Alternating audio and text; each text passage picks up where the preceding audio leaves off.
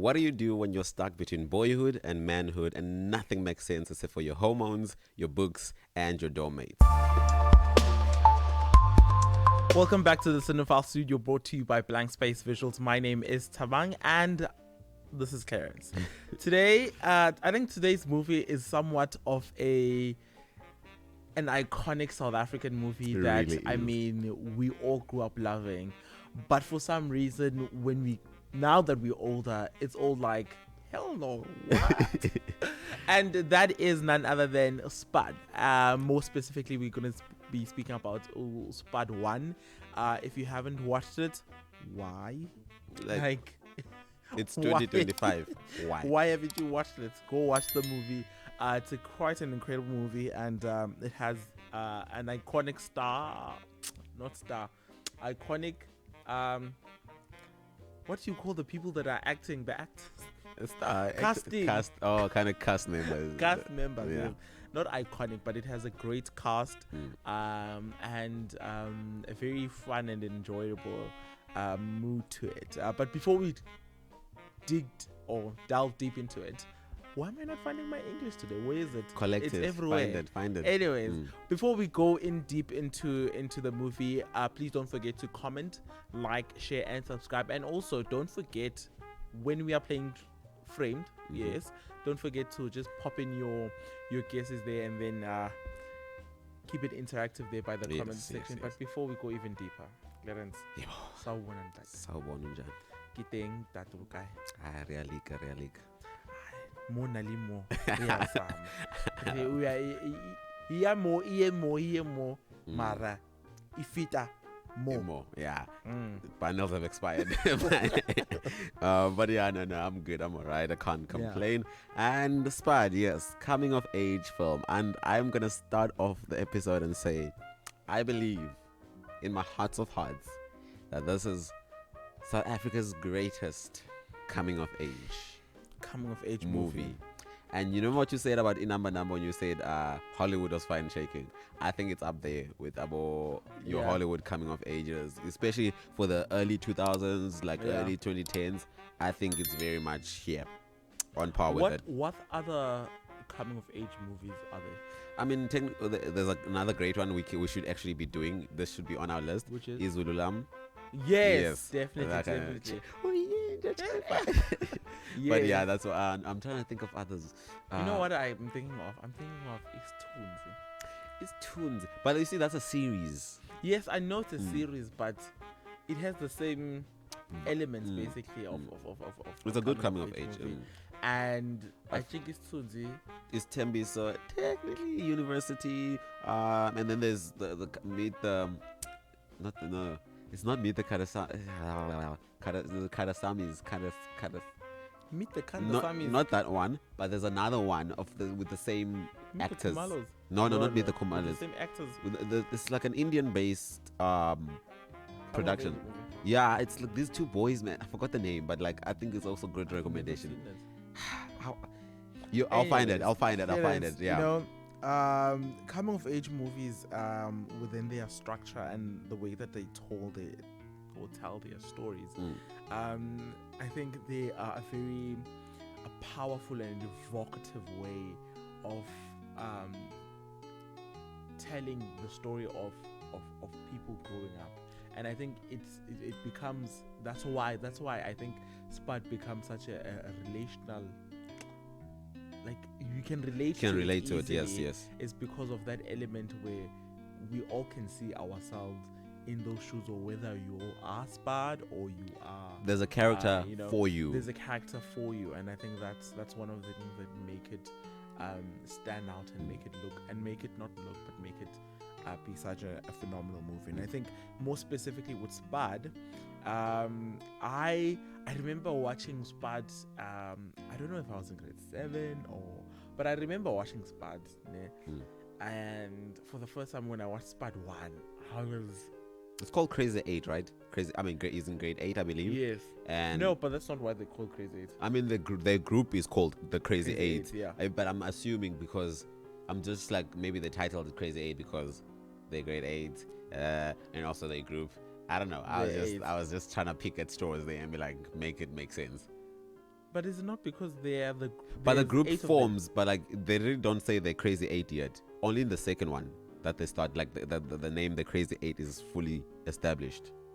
The first one they're still, fighting. But they themselves. still okay. Mm. I get your point. I get your point. Now I lost my point though. But continue. Yes, I was. Yeah. Anyway, Spud. You were basically saying the first time you watched Spud, you were. Yes, I was young and I remember I was feeling like I wanted to be in that movie. Like that's how I think besides that the story in of itself was I could relate to it and I could see myself in it.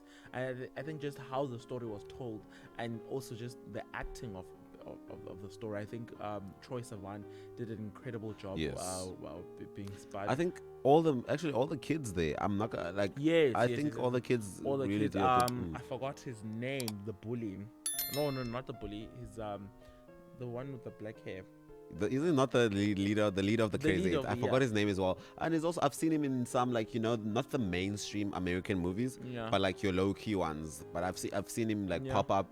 So I think he did something. He's doing something. I don't know what Yeah, is. busy. Yeah, he's busy. He's booked and busy. And I think he killed. I killed that role. Super enjoyable. I think besides all of that, how the story was told, it made me feel like I was missing out on something. Back when I was a What do you child, mean? like my high school experience wasn't like I felt like I want. This.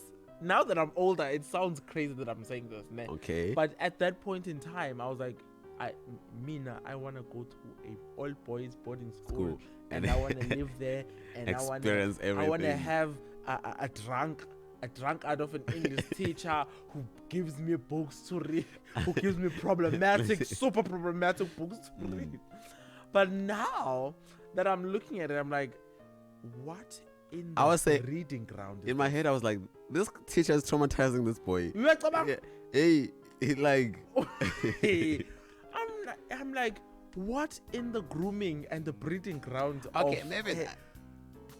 Is it grooming? Is it? What is it? I don't know. I think it's just like a. I don't know. Look at teachers. Like he's looking Okay. up to because like remember they're in boarding school. Okay, He doesn't have okay, clocks wait, submitted wait, to. grooming. Okay, I think maybe I'm not talking grooming in the sexual sense. Because I went straight. I feel like that's where you went. Mm. Like I'm speaking specifically on like. I mean that's what schools are for, right? And I think that's Oh, that's like what making makes you them into. powerful. Okay. But the grooming into what? Shaping it into what? Proper person in society. I don't know. Yeah. Okay. Yes, Now I'm I with think you. that's where I'm speaking from, and I'm thinking these people were being taught all of these things, and yeah, for me it just seemed scary. What do you mean? What's It what's just scary seems about scary. it? The books, the English number one, the English teacher giving those child the books, how to get a woman, how to get laid, and all of those things. I'm like, I mean, in grade 8. to be fair, I'm not trying to defend the teacher or anything. I'm trying to understand in terms of the context of where they were. Remember, the story is set in like what you call it. And that's what I'm saying. I'm saying, Muti, back then, I like in my mind when I was a child watching this, I was like, crazy. I want to be in here. Yeah, But now I'm like, that's actually not so healthy, hey. and I think that's the point I'm trying to. there's some helpful books though, because one of the books that he gives. Lord of the Rings. No, Waiting for Godot. I read that in high school as well, and I was like, yeah, like. What is it about? I've never So listened basically- to Godot. Yeah, it's Godot. The author came out. Samuel Beckett wrote it. It's a play. He said it's not like anyone who thinks it's God. It's not God. If I wanted to say waiting for God, I would have said waiting for God. So get that out. He's basically said, yeah, it will say waiting for Godot is basically what they said in the movie. Like you're just waiting for what? What are you waiting for? Life is happening while you're waiting. Life is still happening, basically. But that's about these characters who are under a tree somewhere, like these tramps, just waiting for this character Godot who always comes, and then they fight, and then they just keep each other though. Waiting, even though they fight, even though they argue, they happy, they love each other, they hate each other, they still keep together because there's that hope of like, oh, Godot is coming soon, we can't leave here. and God never comes at the end of the day. But yeah, basically, I know Spud says nothing happens. It's just life. We keep waiting for something, missing the actual life that we yeah. But yeah, I don't know. I think with the way the English teacher was, I mean, there were bad stuff of like him experiencing, like Spud experiencing the teacher drunk, seeing the teacher's relationship at home like basically break. He saw the divorce before it even happened. Yeah. Like you saw the build up. Like even the teacher was like, drink some wine. I'm like, hey man, this is a grade 8. But anyway, it's fine. You see what I'm talking about. You see what I'm talking about, Clarence. And I think one of the things that the movie has done well is actually bringing that balance between that humorous side and also that that heartbreak and that very emotional and sensitive side to it, and bringing it together and tying together. I think Spud experiencing and going through that, for him it was still like, oh no, Tisha, but as viewers, I think, okay, let me be more specific. For him, it was more of, my teacher is going through this, and that's just happening. It's there. But for us as viewers, as consumers of the movie, we are seeing a child being exposed to all these things. I don't know. Is it called secondhand divorce? I don't know what to call it, but because it's not his parents. It's but like it's someone he looks up to. Yeah, he becomes like a sort of, lack of a better word, father figure, because he doesn't look up to his father that much because his father is his own character on the side, and they have a bond that they have. So watching someone go through this difficult time, as a kid, 12-year-old, 13-year-old, that's quite traumatic. And I think in all of that, Spud still maintains this naivety and innocence and childlikeness in all of it. And the movie sort of balances and brings that balance between those two as we watch this person go through. And I think it makes it more human and more of a human experience within the film and within them telling the story. It's set in KZN. It's I a want border to know school. where the school is, because I actually don't know. It looks so isolated, so far. I mean, most boarding schools that are far from like the cities is very farmy, very like that. I think that's probably one of the reasons why I also wanted to go to. I'm not gonna mention the school name, but that school that you said. Yes. I don't know how. I'm just because I didn't go to a boarding school. But like I go to an all-boys school. Me, no. I went to a co-ed school, like a mixed school. Okay. So some of the things there, as much as I think it was a very good look at at high school, especially from the lens of a grade 8. But then at the same time, for me, some of those experiences, I was like, okay, is this really like grade 8? For some felt primary schooly. I don't know. What do you mean? I don't know. Okay, it makes sense though. That means it's a good. Okay, let me explain myself. The whole premise of Spud is he's in grade 8 now. He's supposed to be like in high school. He's very scared. He's a very shy person. We see that he's very closed off, his reserve. But like I'm just saying, I don't know. I felt like he was in primary school, but it makes sense because he was a late bloomer. Because I was like, this character, Spud is acting like he's in basically still in primary, but then at the same time, I understand why. Yeah. Because she's not at the level of other kids, if that makes sense. Yeah. Yeah. But anyway, looking at the Wait. I'm only thinking about this now, and I didn't think about it as you mentioned it. All of those people, they're crazy. They're in grade 8. There's no way. I was like, there's no way. Are they grade 8? There's no way. I think it could only be the sick one. Gecko. Spud. I don't know about Fat. Is he in grade? Because I was like, there's no way. These people are too old to be in grade 8. I don't know if it's like a casting thing. Even the girl that he was like thingy. Yes. The lead, not the one mermaid. From home. Yes. The mermaid is the one from home, eh? Yes. This one who was in the lead of the play. I was like, this one is very old. He's a bit older. She's a bit older. But again, then I thought in my head, I was like, I thought back in high school, I was like, okay, there were some intergrade relationship, if that makes sense.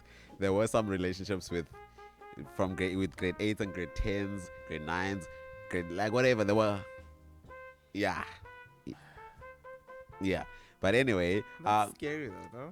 I mean, I think we're looking at it now from a different lens. No, like, it is. I know, and I think I can't stop looking at it in that lens because I'm like, these kids. Oh my god. I guess when you're there, it's a different story. It's a different story. But now for me, I'm like, no, guys. Grade 12, grade 8.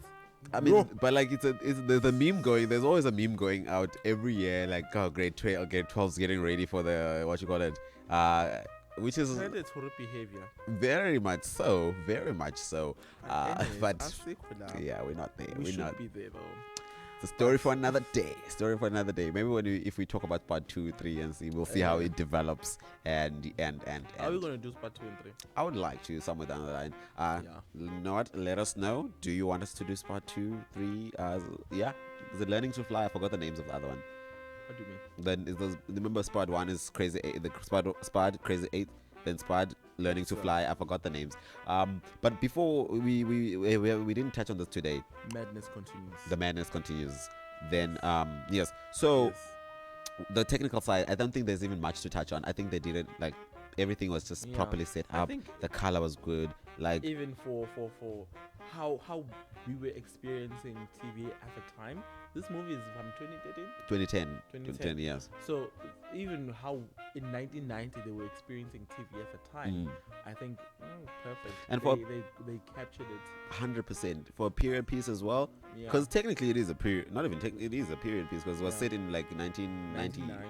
You see, and then I like this. I like that they touched on like the political tensions that were in the country. But I was gonna say they did it properly. It wasn't supposed, because it wasn't a political film. Yes. They just, this is happening. They're watching the news.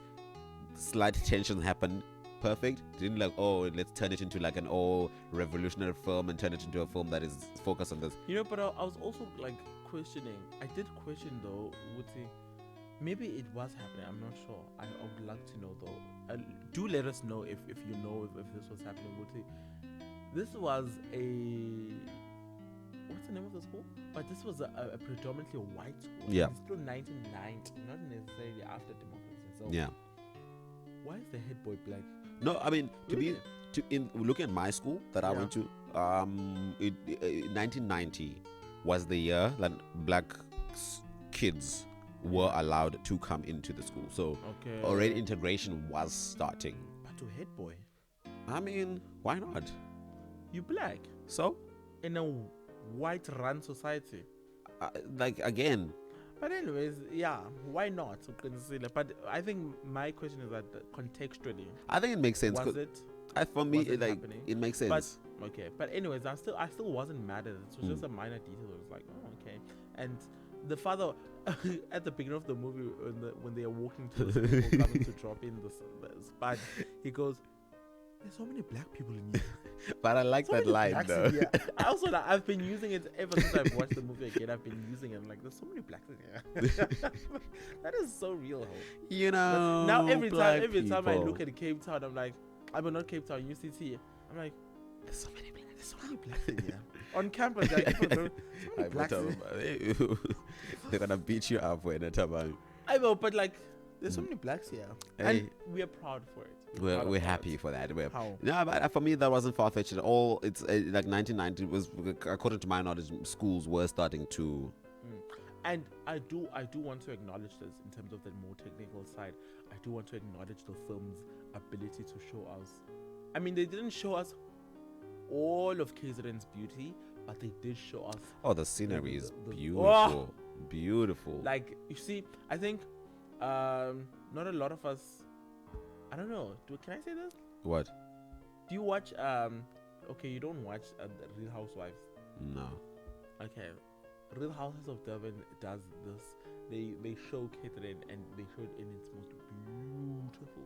And I think when I saw that Spud thing, when I saw especially when they're in on the rock mountain that place Gecko and Spud, yes. That it shows like that view, that picture, It was so beautiful, and I'm like, the school looks so beautiful. I mean, sure, they colonized us, but I mean, they did they ate down with that, eh? Did you have a spot in your school where you were like you It was like your spot, like this is my spot, like I just come here to just I mean, but like not like Spud, eh? My school, Clarence, my school is actually very tiny. Oh, okay. How many students? No, like there's over like 1,000 students. Okay, then it's but, not like, as but the building structure, like infrastructure wise. Yes, the infrastructure is not that. But I guess you could have, but I didn't. Yeah, I didn't. Yeah, but like I had like not my spot, but like it was everyone's spot. It was like basically like a nice. I'll show you pictures. Like I was like, okay, cool. We can chill here. Like we can chill here. We can chill here. Oh, I thought you were gonna say it's like a jail zone. No, there were those spots as well. There were those, but yeah. you know, but like that's Disgusting. People kids, do stuff kids in the classrooms. Oh, hey. and you come into the classroom the next day and it smells like adolescent sex. Yo. Yeah, I think I'm gonna expose for those who know what school I am in and those who went to my school. There was specific bathrooms. Yo. There was we had like lockers at school, and then there was this other. There's two sections where the lockers you could move one locker, and it's like you see underneath the stairs. Yeah. So like basically, if you move the locker, there's like basically a room. And one day I was like in matric, I was prefect. We were just doing checks. We opened that place, not blankets. Blankets. It's looking nice. It's looking romantic. I'm like this kid. Somebody was planning something. You disturbed someone's Valentine, or someone was about to lose their virginity clearance. Yeah. How you are disturbing someone's. I was just like, yeah, ne? Yeah, a whole setup. A whole setup. I was like, wow. People are busy. But one thing that we don't see here in Spud is that I mean we do on sexuality. You know, him and that girl and having two girlfriends or whatever. We do touch on it, but we don't see, like, it's not the most. We do see the teacher and thingy relationship happening at the at the pool house. It's like, yeah, there was, which is also, I don't know, it's a, because that's why I wanted to know what grade is that guy, the bully, not the bully, but like the leader of the crazy eight. Because like, okay, everyone is set up to be grade 8 based on, like, I'm assuming because of Spud and the room and the dorms. I don't know how the situation is in terms of sharing, like, what house you're placed in and all that. But like, I was like, is this a grade 8 kid with a teacher? Nothing happened there. They just, like, when they found out, they didn't do anything in the like on Spud. They didn't do anything. Only the teacher. Found out on this movie. Oh, am I thinking about the second one now? Because they found out somewhere. Because not in this movie. Not in this movie. Okay, I'm thinking now. That was just what a rumor said. But like, even a rumor, are the teachers not gonna investigate? Are the teachers not gonna? But it wasn't a rumor amongst the teachers and students. It was a rumor amongst the students, and it wasn't even that big of a rumor. Because they were keeping it low. In fact, I don't think it was a rumor even. Because he said everyone knows, but Spud in his voiceover, he said everyone knows except for the husband, because the husband also works in the school. He's there, the dorm master, the. Well, everyone would know. So everyone would have like known, but anyway, but I just wondered why was there no like investigation, and also on the student side, like, is he okay? Because that's the other grooming that I'm talking about. Like, that. Well, I guess it was sexual grooming in their sense. Oh my gosh. So, hey. Oh my gosh. Clarence, you are ruining my childhood. I mean, it's what has happened, but like, let's move on to. I want to like commend the movie in one area of like, I felt like even the smallest characters had a full story. Like, I was like, no man, I know this. Like Brenda Ngoli, you didn't see much of her. But like, you know what's happening around her, and I understand why. It's like she, like, as a person, as a character. There's this wombat, the crazy grandmother, and then we have Spud's father. And what did he say? What did she say? She said to the girl. Oh, you got a good set. Use them wisely. Use them wisely. I was like, girl, no, Goko. Goko, what? Goko, no. Hey. How? But what was happening to? She was going through it. Hey, She was the wombat. Why? She was. Because it was no longer a white society anymore. I don't know why you It's should. black people. What do you mean? No, she was all over the place. She forgets, and then she's here. She was just crazy. She's an old lady. Yeah, she's Shay old and Bunch. Oh, close to somewhere where she's being called.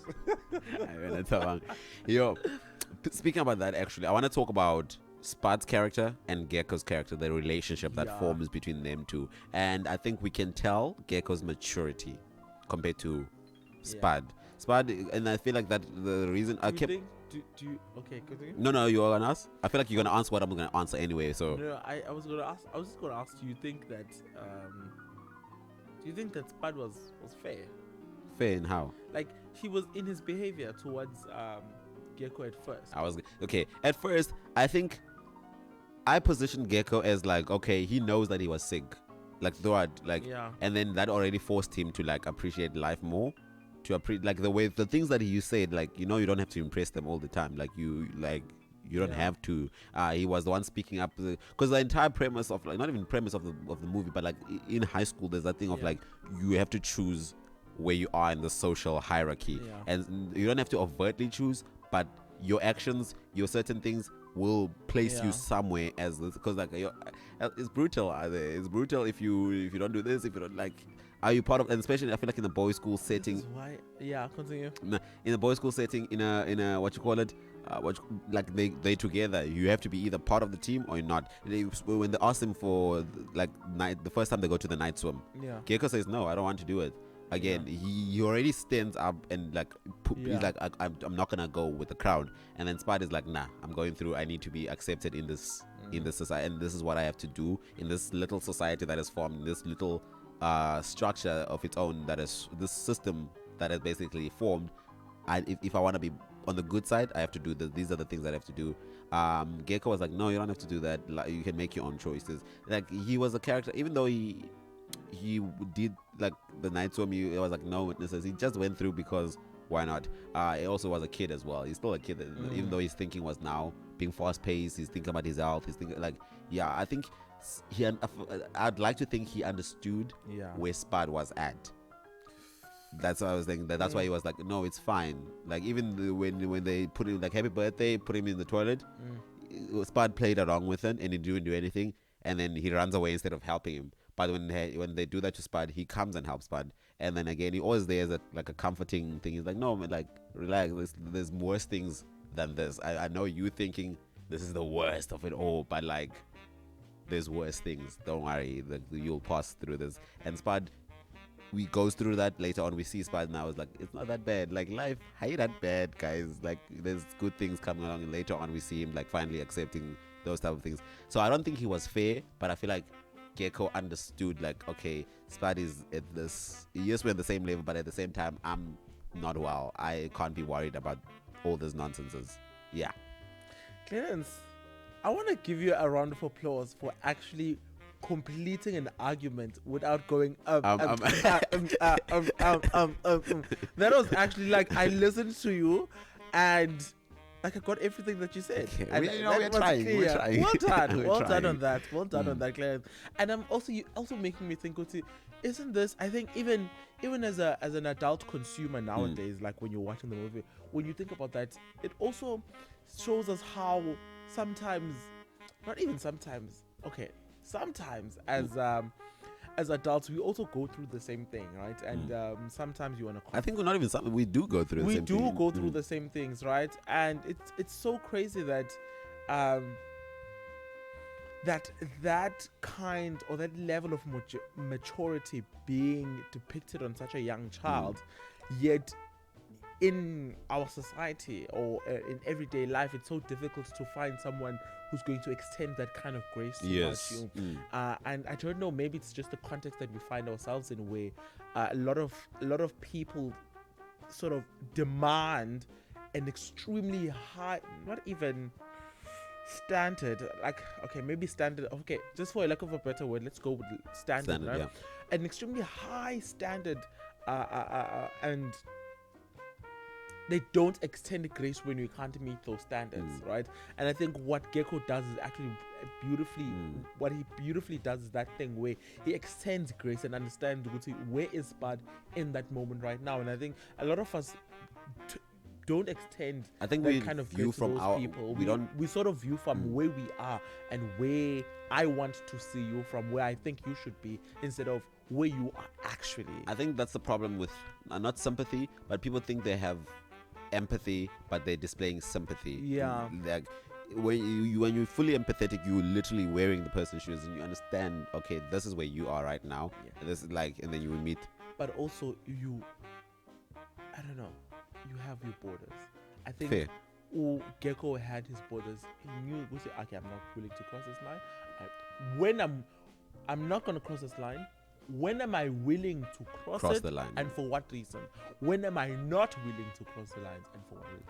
He understood that very clearly. And I think a lot of us in this day and age are yet to even learn from that. I think we get caught up in our own things, lives, in our own lives, and then there's that video of like when I don't know, it's an online video, not even a weird video, but like the guy they asked him a random, those people interview people on the streets, and then someone bumps into them and walks in front of the camera, and then it was like, yo, what about, and then he says, no, don't worry, like people are just people, they probably didn't know that they did.